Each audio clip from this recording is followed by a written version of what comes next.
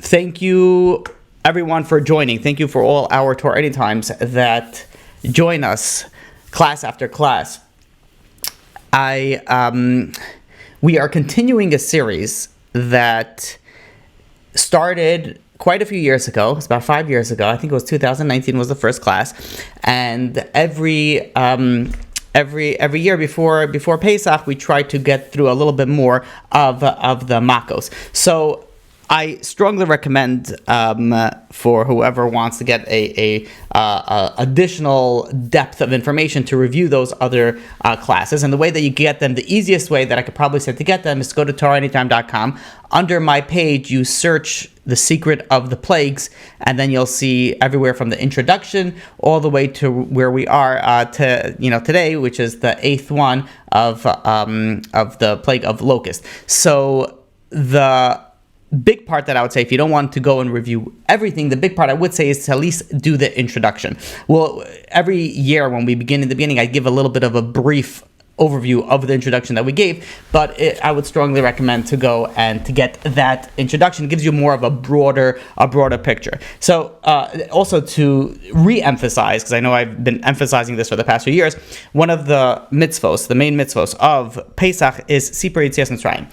And one of the big part of it is the Makos, the miracle, the Nisim that HaKadosh Baruch Hu did for us, and all the ways that HaKadosh Baruch Hu showed that He overrules nature, and we'll soon see what the reason for that is. That is a big part of Pesach. So it is extremely important to understand the depth of this, because the more that you understand, the more that you can relate, the more that you could speak about it, the more that you could be fulfill the mitzvah to its fullest.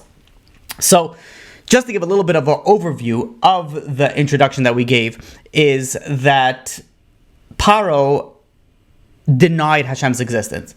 Pharaoh's the terminology was in pasuk in Shemos, the 5th parak of Shemos, the 2nd pasuk. The Pharaoh says, "Mi Hashem asher eshma b'kaleh." Who is God that I should listen to him? Meaning that he denied the legitimacy, not even the legitimacy. He denied that there is even HaKadosh Baruch Hu. Now, he knew that there was plenty of gods, right? It wasn't an atheist, he served idolatry, but he didn't believe in what is Hashem and what is the one creator.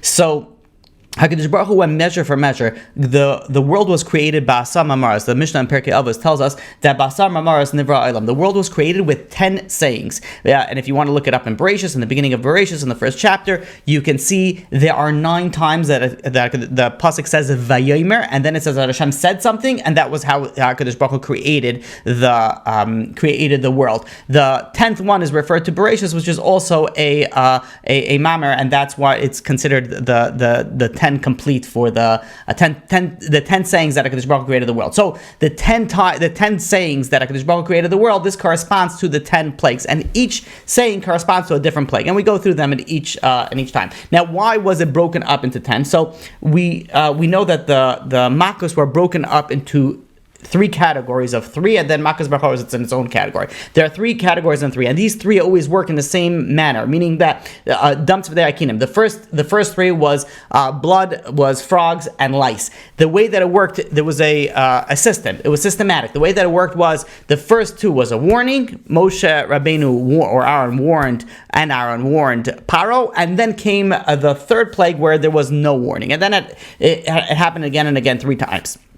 So what was the 3 different sections? Why was it broken up into 3 different things? The Ramban, Nachmanides, explains because there are 3 types of heretics. There are 3 types of people that don't believe in HaKadosh Baruch Hu. 3 categories of people, if you would say. Number 1 is that God didn't create the world. So that is the first category of blood, frogs, and lice that shows that God did create the world.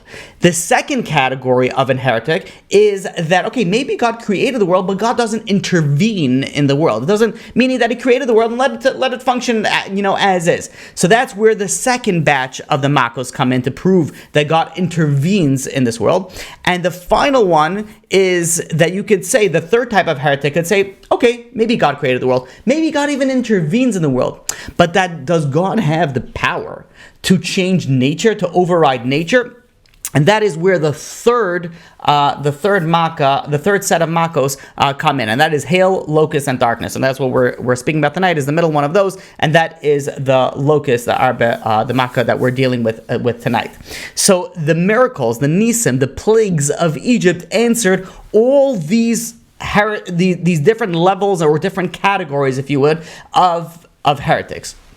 And this is also why it's so important that we consistently throughout our lives, throughout every single day, we mention things about Mitzias Mitzrayim, whether it's through Kriya Shema or different other mitzvahs that we do, is the Zeich L'Yetzias Mitzrayim.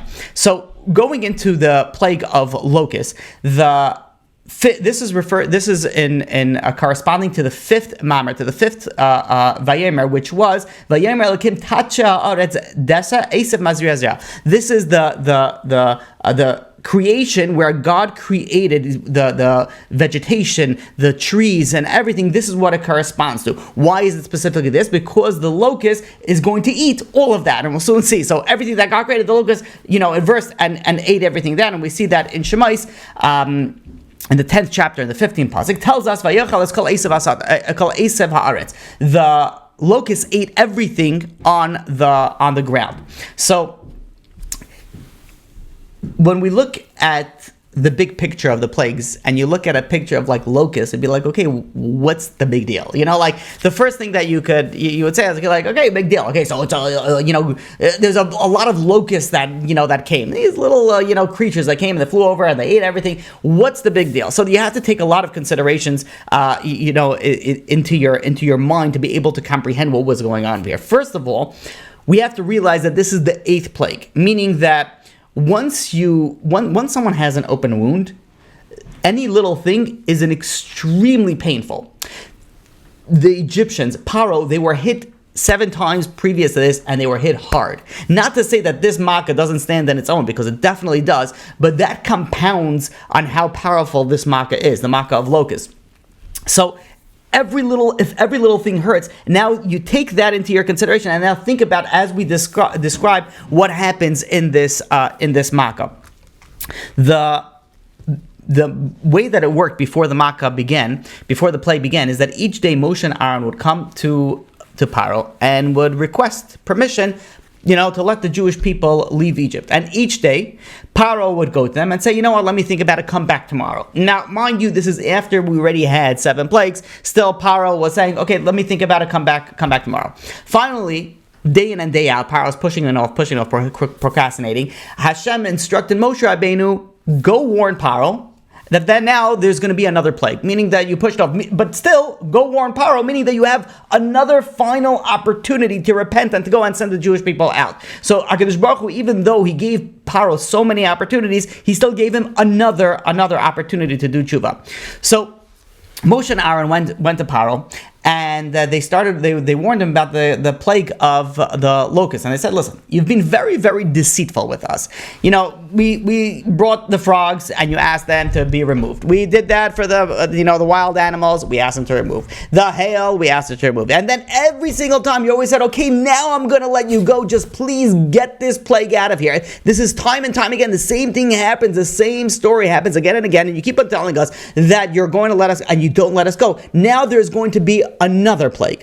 And this plague, Moshe Rabbeinu goes and explains to Pharaoh that there's going to be a plague, a swarm of locusts, that they're going to devour everything. Now, the previous plague was hail, meaning the hail was very destructive. The hail was, this is ready from last year. If you want to, you can go and review that, and you should. The hail was ice and fire. It was many bombs we discussed, right? It was explosions. So there was very little left to Egypt as it is. Now the locust is going to come, and it's going to destroy all the remaining things. And this was what Moshe Rabbeinu was warning Pharaoh.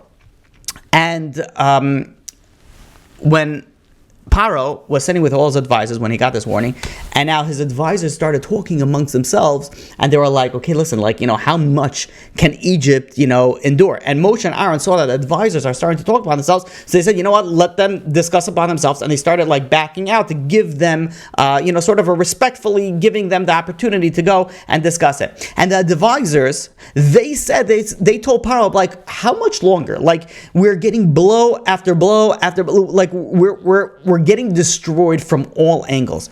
How much longer are you going to hold on to Moshe Rabbeinu? How much longer are you going to hold on to the Jewish nation? They're destroying us. Just let them go. Just get it out of it. And they said, if locusts come, now we see locusts, we don't really even begin to understand. If locusts come, if you have a plague of locusts, that is a famine. That results in a famine because the locusts, they destroy everything. There is nothing left. There's going to be a famine. What are we going to do as advisors to Pharaoh? What are we going to do without any food? How are we going to be able to face this reality if the locust comes? There's not going to be an end to this, they said, until you just get rid of them. Either we're all going to die, all the Egyptians are going to die, or they're going to set free.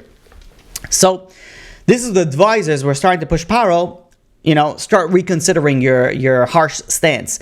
And Pharaoh calls back Moshe and Aaron for negotiations. Like any businessman, he says, you got to negotiate. So Pharaoh goes over to Moshe and Aaron and says, okay, you want to go serve your God. I get it. Who's going to be going? So Moshe Rabbeinu answered, the young, the old, the boys, the girls, the flock, the cattle, everyone. So Pharaoh retorted back, wait a minute, I don't see a need for all of that. He says, if you want to go and serve God, let the elders go, let the leaders go. They will go. Why do you need to bring the women and children? That's not needed. Moshe Rabbeinu responded, no, everyone is needed. This is a Yom Tov, this is a festival, and everybody is part of this service of God. Everybody, all the Jewish people must go. So Pharaoh tries to negotiate in a different tactic. He says, why are you so eager to leave Egypt? This is how twisted, twisted people are very twisted. This is how twisted Pharaoh was. He says, why are you running out of Egypt? As if Egypt has been so great to the Jewish people. He says, why are you running out of Egypt? Pharaoh was an expert astrologer. He was able to see in the stars, he was able to look in the sky, and he was able to see the future. And he says, I look into the stars, and based off my astrological calculations, I see that there is a constellation called Ra. It's a constellation that's denotes bloodshed, it denotes negativity, it denotes harm. It's not a good thing. And I see that for the Jewish people. He says, what are you going to do? You're going to go out into the desert. And I see it. There's going to be bloodshed. There's going to be death. He says, why are you running away? He says, it's much safer for you. Just stay here in Egypt. And what he was seeing, the prediction that he was seeing, that there is a science, we don't have it now anymore, but there is a science on how to be able to go and look in the constellations and see things, and it relates to your personality, and it relates to the future, it relates to a lot of things, but we don't have that chachma anymore. But what he was seeing was correct. He was seeing that in the time of Moshe, in the time of the Egel, in the time of the golden calf. And I apologize about the internet. I'm going to switch to different things, so hopefully it'll be a little bit better. Pharaoh was accurate because he was seeing that the time that the Yidden would do, the Jewish people would do the sin with the golden calf, they were destined to die until Moshe Rabbeinu went and prayed for them that they should go and save them and don't kill them, don't make a new nation from Moshe Rabbeinu. So what HaKadosh Baruch Hu did is that really there was supposed to be bloodshed, but instead of the bloodshed of the golden calf, instead it was the bloodshed of the bris milah. All the Jewish people had a circumcision, and that sort of checked off that box that needed to have that bloodshed. But in any case, Pharaoh made this prediction. He says, I see over here there's going to be bloodshed. So he said, listen, take all the men, 3 days, you go, offer your sacrifices, do that, but leave the little children over here, leave the woman over here, because if you take the little children, I'm gonna, it makes me seem that what would ever make you come back? You got everybody, why would you come back? And Pharaoh, as he was, describing this, he ended up getting into some sort of rage, a self-induced rage. You ever hear, like sometimes you have people that they have conversations in their head, and then all of a sudden they start talking to you and they're mid-argument with you. They already started the argument in the head and now they're coming in on that argument. Pharaoh was really worked up and he made himself so angry, and he said, no, he says, if I'm going to send everybody out, he says, that's not going to be a good deal. He says, your guys are going to leave. And he kicked them out. Kicked Moshe Rabbeinu out of the palace, not out of Egypt, and he didn't let them leave. And it's very interesting in this makkah in Shemos in chapter 10 verse 3. The pasuk tells us, Koyamar Hashem, HaKadosh Baruch Hu was speaking about Pharaoh. Until when are you going to refuse to humble yourself before me? Humility is a very, very important aspect, especially when you relate to HaKadosh Baruch Hu, in all aspects, but especially when you relate to HaKadosh Baruch Hu. When the wicked king Achav was told by Eliyahu Hanavi that his household is going to be gone, it's doomed, it's done, it's over with. So Achav humbled himself, he put on a sackcloth, he went into mourning, and HaKadosh Baruch Hu took pity on him.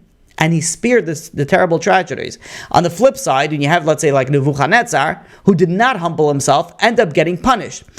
Pharaoh's lack of humility, his lack of seeing that HaKadosh Baruch Hu is going to go and destroy him, the power of HaKadosh Baruch Hu, the power of God, now he's going to bring the plague of locusts, and it's going to go and it's going to humble Pharaoh. And we see this, unfortunately, in our day-to-day lives. You have how many people destroy themselves, because you see over here, Egypt was destroyed because of the arrogance of Pharaoh. Egypt was not the only one that was destroyed because of arrogance, because of lack of humility. How many people do you know that destroy themselves because of the arrogance that they have? How many families were destroyed because of the arrogance? How many divorces were come into play because of arrogance? Oh, this my spouse did this. I'm going to get her back, or I'm going to get him back. How many businesses were destroyed? I mean, the list goes on and on. People get destroyed because of this, because they feel it's the saying of like, it's the principle. Once you hear someone say it's the principle of the matter, then you know that person is doomed. It's done. So Rabbeinu Bachya tells us something very interesting. He says, HaKadosh Baruch Hu even worked to try to not worked, but HaKadosh Baruch Hu orchestrated that this will induce Pharaoh to have humility. Because where was Pharaoh's arrogance? Pharaoh had two, let's call it spaces of arrogance. Number one was the Nile River, because he claimed he was God. He claimed that he controlled the Nile River. And number two was his palace, his magnificent palace, his throne. This is his, his fortitude. This is the place that he is, that he resides and he rules over everything. When Moshe Rabbeinu, we said in the beginning that every plague was broken. There was 3 categories of plagues, and the first 2 of that category was warned, and the last one was not warned. The categories were also split up in the warning.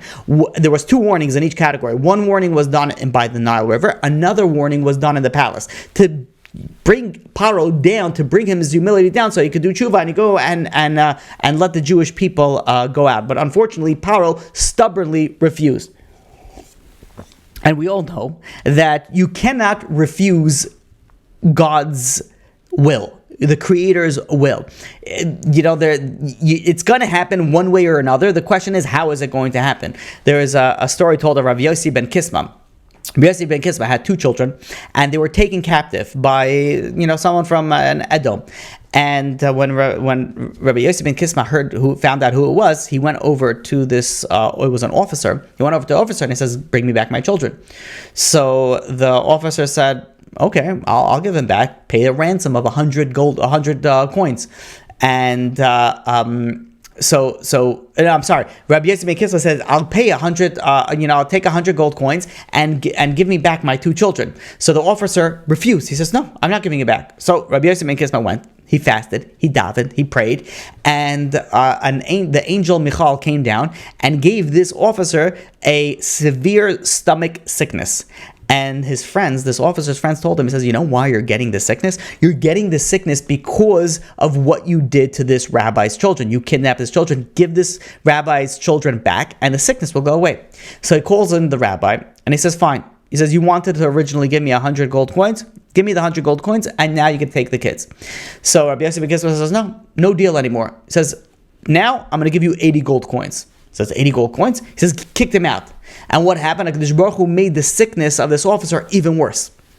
So a few days go by, and he calls back Rabbi Yossi ben Kisma, and he says, "Fine, 80 coins, just give it to me and take the kids out." And he says, no deal anymore. So negotiations doesn't work with that. Now it's going to be 50. He says, 50? He says he kicks him out. And the Baruch Hu doubled down on the pain of this officer. It went even worse.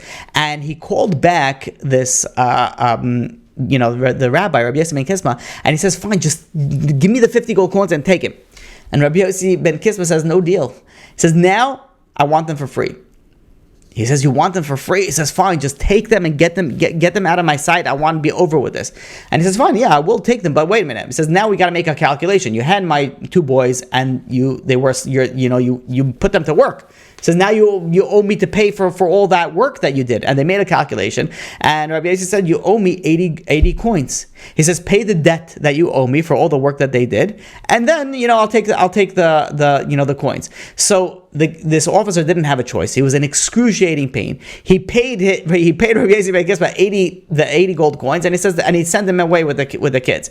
So this is the way that the wicked are. This is the way the Pharaoh was. HaKadosh Baruch Hu told Pharaoh, he says, let my Jewish people, let them go. And Pharaoh said no. He says, okay, fine. So then you're gonna get pain, and you're gonna get more pain, and again more pain, until eventually you're gonna let it go anyways. But now you're gonna lose out everything. We said over the story. It reminds me of the Ben Ish Chai says over a mashal. The Ben Ish Chai says that there was once brings this mashal to explain this matter even further. There was once this servant that worked for his master, and the master says, I want you to go get me a fish. And the servant said, fine. He goes over to the marketplace, he finds a fish, he brings it home, cooks it, and makes it for his master. The master starts eating it, turns out it's a spoiled fish, spits it out, starts throwing up. He says, how dare you? He says, you're going and you're serving me this rotten fish? So the servant says, I apologize, I didn't know. He says, yeah, whatever it was, but you're gonna have to be punished. He says, but I'm a nice master, I'm gonna give you 3 options. Option number 1, your punishment is to eat the fish. Eat the whole fish. Option number 2, you pay me 100 coins. Option number 3, you'll get 100 lashes. So the servant says, oh, he didn't have that much money. He says, okay, how bad is the fish? So he starts eating the fish. He starts gagging. He starts throwing up. And the master says, no. The entire fish, to the bones, you got to go and you got to down. Otherwise, it doesn't count. And he's eating. He gets through halfway through it. And he says, you know what? I can't handle it anymore. I can't do it anymore. He says, give me the 100 lashes. So the master says, fine. No problem. They bring him outside to the lashing center or whatever it was, and they put him by the pole and they start lashing him. He gets into 10 lashes in excruciating pain. His back is bleeding, his legs are bleeding, and the lasher is hitting him. He gets up to 25. He can't breathe anymore. He's pushing it. Finally, he gets to 50 lashes, and he's about to pass out. And he says, you know what, my master, I can't do it anymore. He says, stop. I'm just going to pay you the 100 coins. And Kachav, this is how it was. And he went and he paid him the 100 coins. Now, when you look at this person, if he would have been smart, he would have paid the 100 coins if he would have realized, I wouldn't be able to do this. I'm not going to be able to eat. I'm not going to be able to do the lashes. Just pay the 100 coins, which you're going to do anyway, and you don't have to go through all that suffering. So this is the way of the wicked, and this is the way of Pharaoh. They think they could get away with things. You think that you're going to be able to go and outsmart God? You really think it's going to happen by hook or by crook? If God wants something to happen, it's going to happen. The question is, are you going to go you're going to go along and you're going to do it immediately, and you're going to go, on let's call it, you'll be on top, or are you going to go and you're going to be stubborn, and HaKadosh Baruch Hu is going to force it until it happens the way that it's supposed to happen? And this is, we have to look into our own life. How many times that we know that HaKadosh Baruch Hu is sending us signs and we ignore them? So what happens? The signs get stronger, and the signs get louder, and the signs get bigger, and finally we end up doing the tshuva, doing the things that we really need to end up doing. But if we would only be a little bit smart, if we would have a little seichel, a little intellect, we would think, wait a minute, why is God doing this to me? Maybe I need to change my ways. Maybe I need to change my mindset. Maybe that I need to change the way that I act or speak or I do something, and then HaKadosh Baruch Hu is going to take away all the pain and suffering, and the end, you're going to be at the end result anyways exactly the same. So this is the problem with arrogance. If you're arrogant, you don't change. If you don't change, you're going to keep on getting hit and hit until you do change. And that is a powerful, powerful lesson. But as we begin, let's continue with the Makkah. So as the Makkah begins, Pharaoh was warned. He didn't send the Jewish people out. Now the plague begins. Now is where the fun part begins. Now, when we describe how the Makkah is, it's fascinating. When you read the Midrashim, when you read, it's so it's so miraculous. I request or ask that whenever the information that you get, spend a few minutes, just meditate on it. Just try to picture of the scene that happens. So put yourself in the Mitzrayim and see what's going on and see all the miracles. Now, the more information that you have, the more that you could picture it, the more that you can meditate it, the more that you can make it real. Because it is, if you have imagination, if you could, it's wild. It is definitely, it's like a wild trip that you're able to go on, and it's unbelievable when you see the Nisim and the Flies that HaKadosh Baruch Hu did. So Moshe Rabbeinu tied a locust on his staff, and he extended it over the land of Egypt. And then what happened was HaKadosh Baruch Hu sent a wind, a east wind that went, a very powerful wind that went for an entire day, an entire night. And the wind, the purpose of the wind was to carry the locust all the way into Egypt. By the following morning, the entire land of Egypt was covered with locusts. Now, just to understand, first of all, the time that it would take for locusts to get from one side of Egypt to another side of Egypt is about 40 days, depending on the opinions. But there's an opinion that says it takes about 40 days for the traveling. The miracle was that it was instantly, it just covered the entire land of Egypt. Now, if we would just pause the story right now, just like picture that scene, right? If you have like a Hollywood movie mindset, right? If you're able to like picture that, where Moshe Rabbeinu picks up a staff, and there's like when it's windy and it's like scary windy, you hear like the whistling of the wind. Imagine that goes on, a powerful wind for a full 24 hours. Like how scary is that? And all of a sudden in the morning, you see this dark cloud and you're like, what is that, like a thundercloud? And it comes in like a speed, and you realize it's, what is it, billions of insects that are flying? Like, can you imagine the scene of what was going on in Mitzrayim at that time? Like, people, first of all, everyone's running, everyone's scared. You see, even if it's the most nicest insect, which this by no means was, we'll soon see, it is a very scary sight to see like so much come and so fast. Rabbi Victor Miller said, what was the purpose of the wind? Like, why was it necessary to have a wind blowing for a day and night to do that? HaKadosh Baruch Hu could have just made made all the locusts just appear instantly. And the reason is, explains Rabbi Miller, that the way that HaKadosh Baruch Hu works, the way that God works, is God works through nature. That God gives people the opportunity to choose to not see the divine. You have the ability to go and say, oh, where this came from, because there was a strong wind. And this also was one of the reasons when Pharaoh asked Moshe to pray to get rid of these locusts. Pharaoh could look back and say, you know what? Was it really God? Even though Moshe was right 8 for 8, and it destroyed the entire land of Egypt every single time. But still, if you're a wicked person and you had that stubbornness, you had that arrogance, you're going to say, okay, wait a minute, it was probably just happens to be there was a swarm come. Maybe Moshe was able, you could give some excuses. That's the way that HaKadosh Baruch Hu works in general. In general, every miracle is sort of like, there's levels of miracles, but most miracles are sort of like covered with nature to a certain extent. However, there was an exception. The exception is these makas. These makas, even though there was a small aspect of nature in it, the majority of it, that you would have to be really, really, really, really, really arrogant or really, really blind not to see that it's HaKadosh Baruch Hu, but there was still that like little space that you could say, okay, wait a minute, maybe it was from nature. Really, if you just had a half a seichel, a half of a brain, you would be able to see that this was 100% miraculous. But everything that HaKadosh Baruch Hu does is always hidden in a little bit of nature or in a lot of nature. Even the Ramban says that by the Teva, by the ark, by Noah, by the flood, there was exact measurements that Noah had to make for the ark, for the Teva. And the Ramban asks, like, what was the purpose of these exact measurements? The ark was not big enough to hold all the animals, to hold all the people, to hold all the food. It was just not big enough. What was the whole idea of like, okay, make it exactly like this and exactly this? It anyways wasn't going to be big enough. So who cares? Make it either small, make it larger. It doesn't matter. whatever size you make it to put all the animals, it's miraculous in any case. However, this is the way that God works. God works that, you say, it covered in some sort of nature, and he had a boat, and that's the way he was able to survive. And if you choose not to see the miracles, you cannot see the miracles.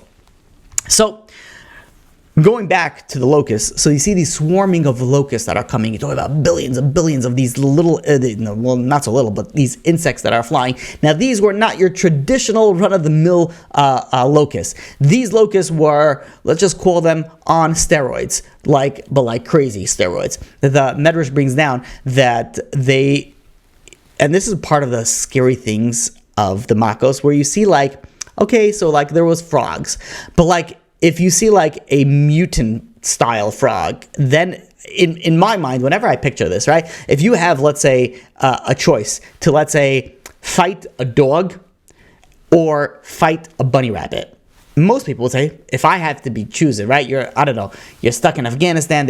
Somebody's stuck in Afghanistan or Gaza or whatever, and they put you in a pit and they say you have two choices. You can open up door one, there's a bunny rabbit there. Open up number two, there's a vicious wild dog. What are most people gonna do? They're gonna say, let me take the bunny rabbit. I have a better chance than the vicious wild dog. What if you're able to look at this bunny? And this bunny rabbit, first of all, it has teeth that look like daggers. It's got muscles that it looks like a human hand. It's got like venom that it's able to like spray out. It's drooling blood. It's got that crazy wild eyes, and it's running up and around like with speed you have never seen before. It's like a mutant of a bunny rabbit. You'll be like, okay, you know what? I think I'm gonna stick with that wild dog as opposed to this crazy mutant of a bunny rabbit. So this is what was with the locusts. The locusts were locusts, but they had features that were as if they were bitten by a radioactive, other locust. They had teeth of a lion. Like teeth was like not teeth of a lion. The claws were like a lion. The teeth were like iron. The claws were like a lion. The horns were like an ox. The neck, and you think a locust, how would the neck? The neck would look like a horse. The wings were powerful like an eagle. Their shape was like, the shape was a little bit different. They looked more like a combination of like a fish and a snake. And the Medrash says, and the saliva was poisonous. The Medrash says there has never been a locust of such a fearsome physique as it was in this plague. So when you think about, the locusts, what's the big deal? You're talking about these mutant-style locusts that were coming in billions and were just flying, that they looked like some sort of creature from outer space. And besides the fact, they were also accompanied by poisonous snake. Always a crowd pleaser, a poisonous snake. This was like, so if you could picture of what was going on over here, these swarm of like these flying lion eagle horses that were oxes that were coming down into the entire land of Egypt. It was interesting. There's also I read it. It's very interesting. I saw this in one place where the bodies were made like very, very strong of these locusts, and over their chests there was inscribed like a letter ches, or it looked a little bit like a letter ches in reference to a chayal, a soldier, like a god soldier. So these locusts come in swarms, and they go over the entire land of Egypt. And they didn't just so you see a locust here, a locust there. There were so many of them that when they landed on the ground, they landed on each other. They went to the height of an average man, to where an average man's height, where their eyes are. So you figure whatever the average man in Egypt was, 5'10" or whatever it was, you figure at least 5.5 feet of locusts that was covering the entire ground, covering all the trees, all over. These were these monstrous locusts. Now, when animals eat, part of the satisfaction, part of the way that you get full also is when you're able to see it. If you're able to see the food, you have the little bit of the satisfaction of it. Over here, the locusts, there were so many of them, they couldn't see what they were eating. So they were just eating nonstop. They were never satisfied. So they didn't stop eating. They couldn't stop eating. And this is it's similar, unfortunately, by a blind person. They're never fully satisfied because they cannot see their food. I always had a hard time understanding. I'm not a foodie type of guy. But you always see and I never understand that. I go out to eat with my wife in the restaurant, and then you see people taking pictures of their food. Or they share this on social media, and I'm like, what are you doing? It's that makes no. It just I never understood it until you learn this and realize that people have an enjoyment for food. Of course, I can enjoy food, and of course, if it looks nice, it's more appetizing.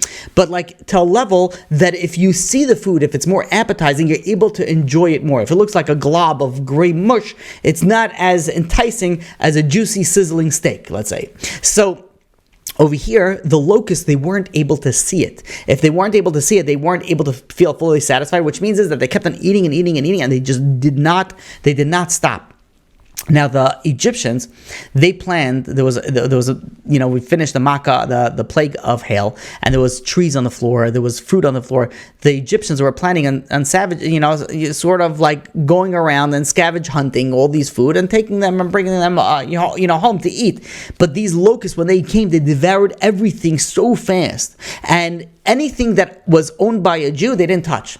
So even if you had a tree, a Jewish-owned tree in Egyptian land, so you had the entire locusts were surrounding this tree, but this tree was not touched, which was ridiculous. It was like crazy just to see like the perfectness, the exactness of it. And when the grasshoppers, when these locusts ate, they didn't just eat whatever they saw. They went down to the roots. They literally destroyed. If there was a tree there, imagine a person had a forest behind their house. And the locust came. When the locust finished, there was nothing there. It was like empty, bare. It looked like a big destruction fire. Just came and destroyed everything.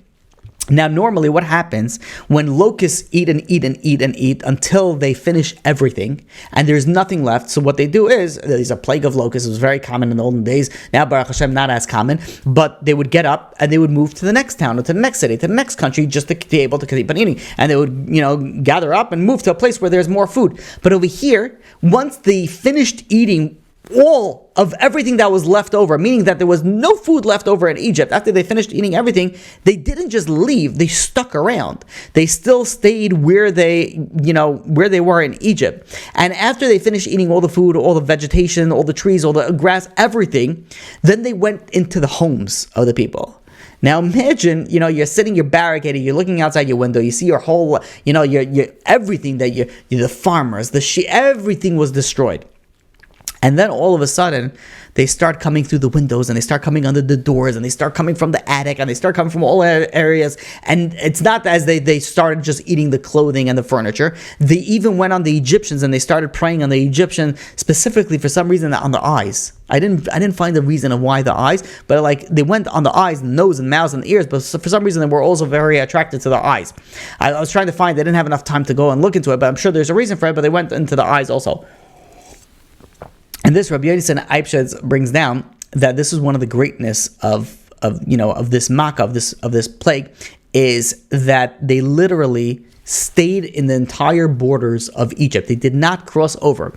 They did not leave for more food. They did not. And prior to this, we spoke about this also I believe it was in the plague of frogs, that there was a border dispute between the Bnei Cham, which was the Ethiopians, and the Egyptians of where the border actually lied. So when the plague of the frogs, the second plague, they also went only to the border. And the Ethiopian says, Bnei Cush says, okay, here we see where the border lies. And the Egyptian says, no, you can't do that, because we could also conjure up frogs, and they were able to bring up frogs. So said this is not a proof for anything. But in the plague of locusts, they also went to the border. But the difference was over here, the Egyptian magicians, the sorcerers, they were not able to replicate, they were not able to duplicate this makkah, this plague. So this was a definitive deciding factor of where exactly was the borders between Egypt and the borders between Ethiopia with Bnei Cush. It was exactly to the line. Everything was exactly only on the borders, which is also a miracle in itself. Like, imagine you have a neighbor that gets a plague only on their property, and you can see it's covered with locusts, but up to the property line and doesn't 1 inch over you. Like, you'd be like, what? It's beyond miraculous. You can't even believe that it's something like that. It could exist. There's no walls. There is no borders. There's no border walls that can differentiate it. They just stop exactly where they were supposed to stop. So we know that everything that HaKadosh Baruch Hu does is measure for measure. So what is the measure for the plague of locusts? So there's a few things. Number one, the Egyptians, they would deliberately destroy the things that the Jewish people built. Now, one of the a level of torture is where you force someone to build something and then they have to watch you destroy it right in front of them. Meaning that even though they were forced to do it, but at least they can say, okay, I did this, I built something, I created something. But if you destroy it, meaning so not only I was tortured and I was, forced to build this, but now there's nothing to show for it. And this is what they used to do to torture the Jewish people. So now, Midah connected Midah, measure for measure, Kadosh Baruch Hu went, okay, you worked so hard on your fields, to the Egyptians. You worked so hard on your houses and everything, yet now the locust is going to destroy everything. The next reason was they forced the Jewish people to plant. They forced them to go and plant. Now, everything that they forced to plant, and they were going to reap the benefits of the Egyptian, now the locust destroyed everything.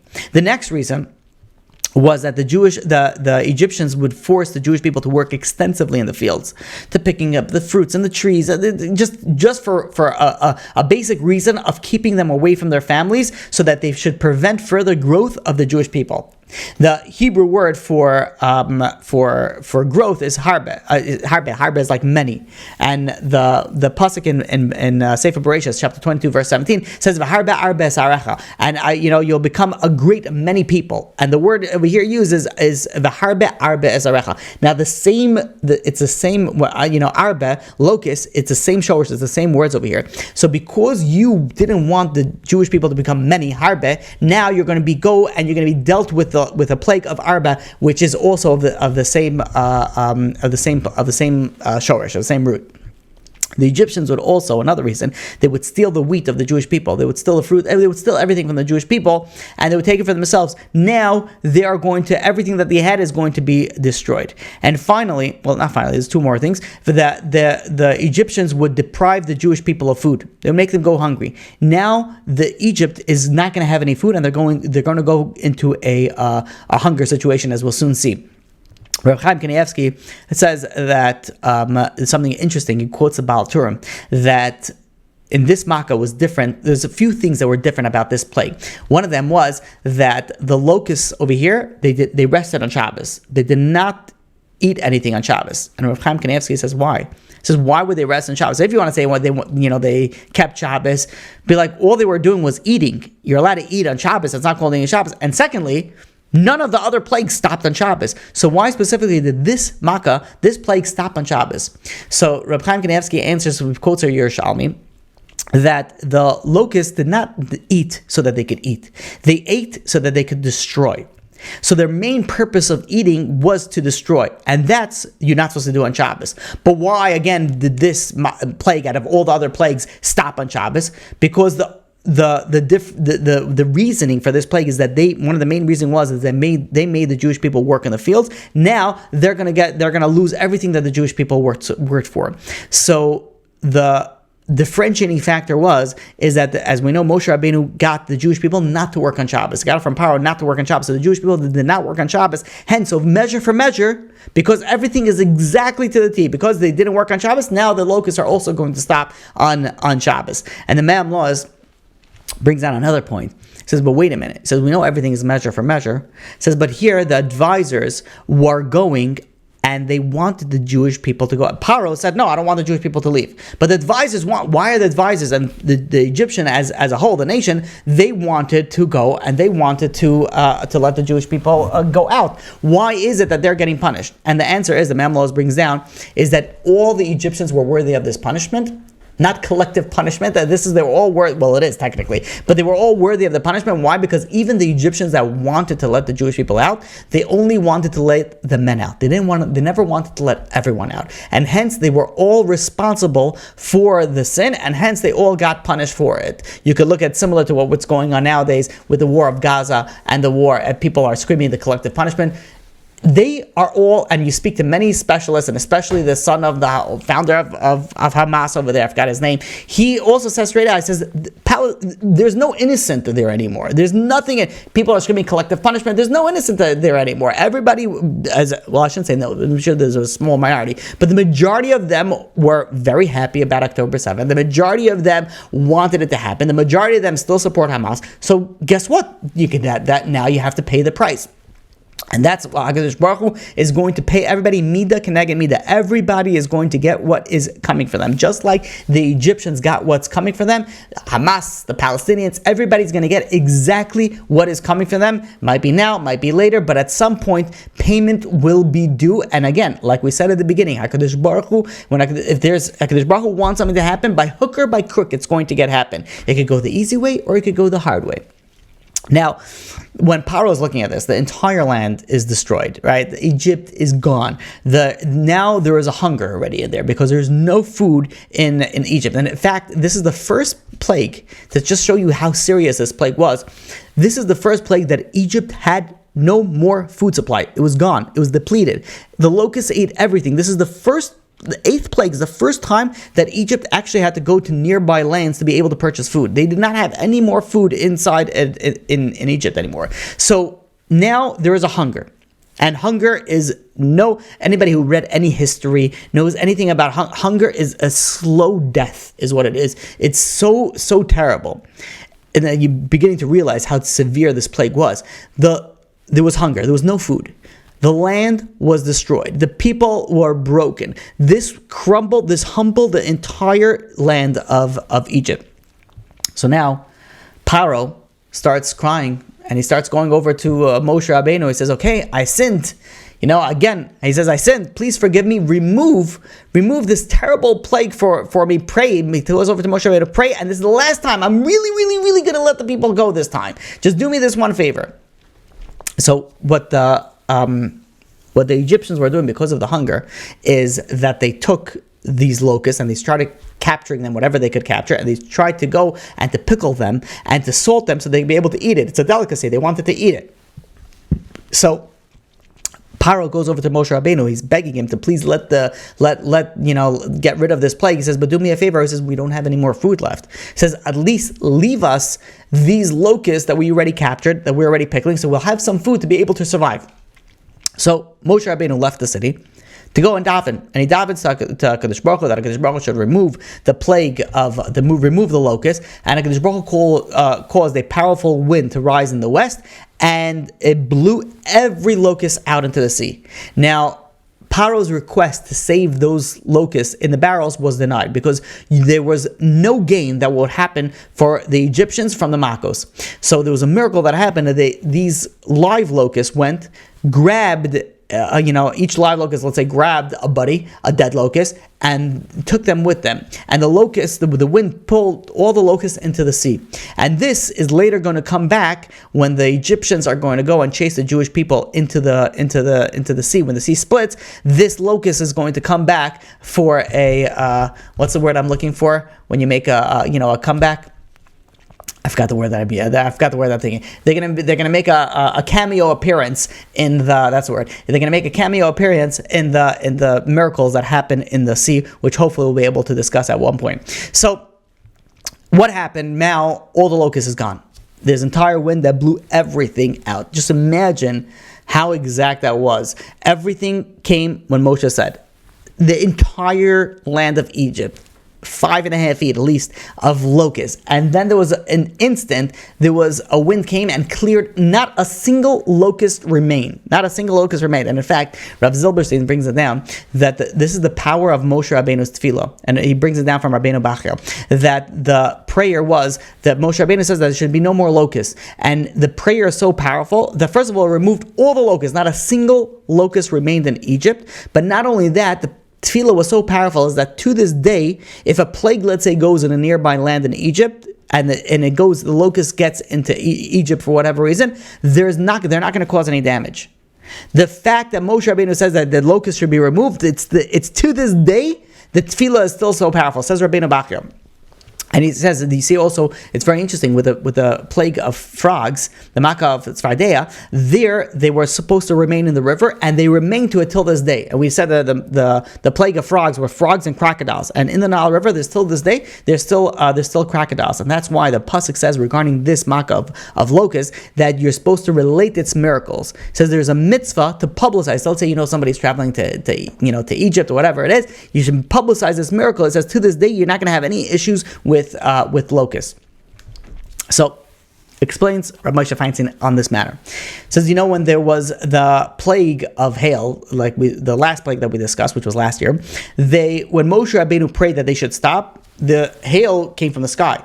So what happens when Moshe Rabbeinu was davening and praying that the plague should stop? There was still stuff in the ear. They remained in the ear. They remained stuck in the ear. Right? Very likely this is referring to outer space. But we're not going to get into all that technical things. But they were stuck in the ear until a later date, and then they came down, and they're going to come down also on the later date.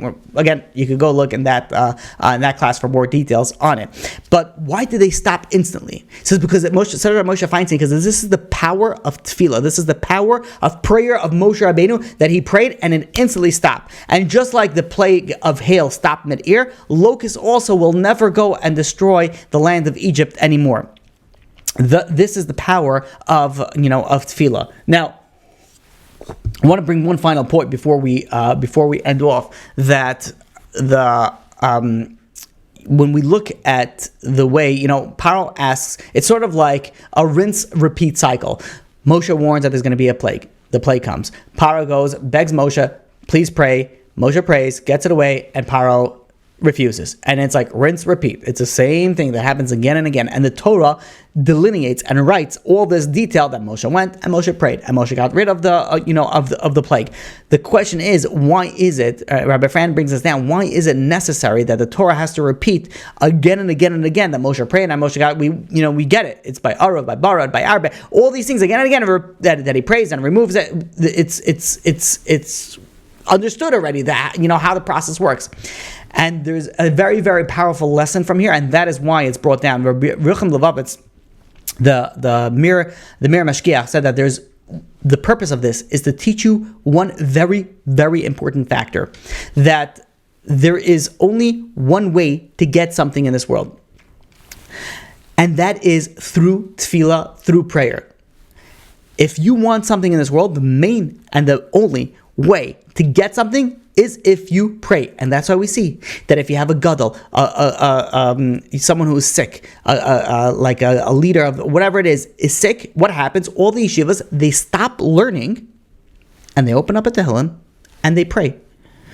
And the question that many people ask, why are they stopping? We know Talmud Torah Keneged Kulam. Learning Torah is the highest level. Why are they stopping to learn to pray? If anything, let them continue learning, and that merit will be so that the person should get healed, whoever needs to have a refuah shleima. So explains Reb Shimshon Pincus. He says, really, Torah is the greatest mitzvah. But if someone needs something in this world, the only way to get it is through prayer. And he brings a proof. He says Moshe Rabbeinu, when he came down, from Har Sinai, and he saw that the Jewish people worshipped a golden calf, and they were doomed to be destroyed. Moshe Rabbeinu didn't run to start learning. He went and he prayed to HaKadosh Baruch Hu to nullify the destruction. Because that is what brings results in this world, and that is prayer. We see that Moshe Feinstein was, would learn nonstop. It was big mas gadol adar, and he would not stop learning. When one of his grandchildren, when he had a grandchild that became sick, and he, whatever it was, I don't know if it was operation or something, and he stopped. He closed his Gemara and he went and he opened up at the Tehillim. Now you're talking about Moshe Feinstein's learning. You know what level of learning that is? Like that's the highest level of learning. But no, he closed his Gemara and he opened up at the Tehillim, and every 15 minutes he would go and follow up and be like, how's he doing? Is everything okay? And he continued back to learning until the grandchild got better. He says, and this is why, says Reb Shimshon Pincus, we interrupt Torah to study, the Torah study to daven, because the only way to get anything in this world is through prayer. And Rabbi Fran brings down a story, we'll end with this, that there was, he said that there was a Talmud Chacham that told him this story, that he said he was in an airport in Europe, and he was on a connecting flight in Europe, and it was scheduled to take off in 10 minutes. And as he was making the way to the gate, he sees this famous, like a mashgiach from Eretz Yisrael, he sees him, sitting and davening by the airport, by the terminal. He's davening Shemona Esrei over there, and he's davening with intense kavanah, intense concentration. And they start making the announcement on the speaker, last boarding call for, and they call his name, and they call this mashgiach's name. And he sees the mashgiach is not budging. He's still davening. And he decides, He says, I'm going to stay with this mashgiach. He says he was supposed to get on the same flight, but he says, I'm going to stay with this mashgiach. And he stays with him. And, when the time for takeoff pass, and the mashgiach is still davening, and he's sitting over there, not rushed, not running, relaxed, concentration, davening slowly, saying every single word. Finally, after what seems like a very long time, Mashgiach finishes davening, Shemona Esrei, looks at his clock, his watch, and he sees that it's past the time when the flight came off. So he goes and he starts saying Aleinu, and he says it slowly, a full 2 minutes, just to say Aleinu l'shabeach. And once he finishes, he makes his way to the gate to see, what's going on. See if maybe it's still delayed, maybe it's there, So this Talmid Chacham is walking with this Mashgiach, and they get to the gate, and they see that the plane was delayed. And they both check in, and as soon as they get on the plane, instantly the doors close, and they get to the seat, and they're about and they take off. What was the delay? Turns out there was some sort of package. They weren't realized that it was delayed a little bit. The Talmid Chacham says, I know why it was delayed. They were waiting for this mashgiach to finish davening. So while they're on the plane, Talmid Chacham goes over to the mashgiach and says, you weren't rushed to finish. I saw you did not rush at all. You went through Shemona Esrei. But say if you would have missed this flight, it was if you miss a flight, now you have to stick around the airport for another few hours. A tremendous inconvenience. He says, why didn't you rush? Through the davening. You daven, okay, fine, I get it. Of course, you have to daven, but go a little faster so you can make the flight. So the mashgiach says, what could I do? He says, I enjoy davening so much. I'm able to talk to HaKadosh Baruch Hu. He says, I couldn't rush. I just couldn't. He says, I enjoy it. I enjoy it so much. He says, I didn't even realize the time was passing. There was a gadol, I believe it was the Chassam Sofer, that when he, we know Yom Tov is supposed to be Chatzi L'Hashem and Chatzi L'Chem. Half for HaKadosh Baruch Hu and half for you. So half HaKadosh Baruch Hu, you sit and you daven and you do everything, all the mitzvahs of whatever Yom Tov it is, and then you go home, and for yourself, you eat and you spend time with your family. That's for you. So, I believe it was the Chassam Sofer. It says after he finished davening, he says, now I finish the half for me. Now I have to do the half for HaKadosh Baruch Hu, which is eat. Meaning that he enjoyed so much davening, he enjoyed it so much that he felt that this is for himself. This is his enjoyment, and the eating, that's for HaKadosh Baruch Hu. Meaning the power of tefillah comes to those who can really appreciate tefillah, who can really appreciate the davening, and know that we see how strong tefillah is, we see how strong prayer is, and we could also tap into that. We also have the ability to tap into it, but you have to love it. You have to enjoy it. You have to feel like you're talking to HaKadosh Baruch Hu. You're sitting over there and you're talking to HaKadosh Baruch Hu, and you have a connection to HaKadosh Baruch Hu. This is the power of what tefillah is, and this, if you tap into that, you have such a power of tefillah, you have no idea. So we take a few lessons from this, from this class. But most importantly, well, I can't say most importantly because tefillah is huge, and definitely that's up there. But when you take all the details of the makkah of locusts, when you come to the seder and you're telling to your children, or you're telling to your spouse, or even you're telling it to yourself, or you're thinking about it, picture on all these amazing facts that you have all this swarm of instant locusts that are coming in with a powerful wind. And these are not normal locusts. These are mutant style locusts, and they're coming in and they cover the houses and they cover the trees, and then they break into the house and they destroy the entire land of Egypt to its bare bones, like to a desert state, that there is nothing there anymore. And you see why, and the reason of all of this, why was it happening? It happened because of all the arrogance that Pharaoh had. Pharaoh says, no, how could I let the people go? He says he's being destroyed from all angles, and yet he couldn't let the Jewish people go because of his arrogance, because of his stubbornness. We take all this information and we think about it, we can be able to picture the amazing nisim and inflies, the amazing miracles that HaKadosh Baruch Hu did for the Jewish people and did it against the Egyptian. We'll open up to questions, and then we'll say our kapitel Tehillim. Okay, special thank you for the Rebbitzin. Okay, I'll tell her thank you. Yes, and you have no idea how much she does so that this class could happen. And I don't want to get into all the details, but whether she's not feeling well or whether she's tired, whatever it is, it's really a tremendous yashakayach to my wife for me to be able to give these classes. So you're 100% correct, and I continue and I applaud that thank you for my wife. Oh, and thank you. You posted over here the link for the secret of the plagues. I appreciate that. Okay. Here we have another question. Do we know how Egypt was after the Jewish people left, like the aftermath of all the plagues? So Egypt, like to what extent? First of all, a big part of Egypt was no longer alive, and it was destroyed. They were a superpower. So they went from being a superpower to being, a third world country back then, type of thing. Next question. Why would it matter if they worked on Shabbos? They didn't receive the Torah to observe Shabbos. So this aspect of working on Shabbos was a measure for measure. It wasn't the fact that they kept Shabbos because they kept Shabbos, but it was more of the fact that they didn't work on Shabbos, that the reason for the plague of locusts was because they worked in the field. But they didn't work on the field on Shabbos because they gave them a day off. So measure for measure, you gave the Jewish people a day off on Shabbos, so now the locusts are going to have a day off and they're not going to devour the fields on Shabbos. Last question we have here, can just asking God or talking to God be counted as a prayer, or does it have to be a form of a siddur or from Tehillim? When I say talking to God, I mean in my own words in English. 100,000%. Yes, talking to God in English, speaking to God, that is a form of prayer. You don't have to say Shemona Esrei to be counted as a prayer. You talk to God, you ask God, you thank God. All these things do count as a prayer, and they are some very times they're more powerful because you connect to that. You connect to that. You're really talking to God, and you should talk to God in English, and that does count as a prayer. Okay, that was the final question. We'll say the Kapitel Tehillim that I ask everybody to also say, even if you're listening to this online. We're saying Kapitel Tehillim for what's happening in Eretz Yisrael with the war in Gaza and all the soldiers and all the hostages. As usual, we say Kapitel Kuf Lamed, that's chapter 130. I say it, and you could just don't wait till I finish one sentence. Just say it together with me, because I don't really pause between the psukim. Shir Amalois Mimamakim Karasicha Adonai Adonai Shema Bekoili Tiena Haznecha Kashuv Vaisla Kol Tachanunai Im Avaynos Tishmaria Adonai Mi Yamoid Ki Imcha Slicha Leman Tivarei Kivisi Adonai Kivsa Nafshi Velidvaraya Chalti Nafshi La Adonai Mishamim La Biker Shamim La Biker Yachel Yisrael Al Adonai Kim Adonai Yachesed Varbei Maifedus V'hu Yiftas Yisrael Mikol Avanisav Achenu Kol Beis Yisrael Hanasunim Batzaro Vashivya Ha'imdim Bein Bayam Uvein Bayabasha Hamakim Yirachim Aleim V'yatzia Mitzara L'Ervacha Umafela L'Aira Umishibud Legula Hashta Bagala Bizman Kariv V'Neimar Amen.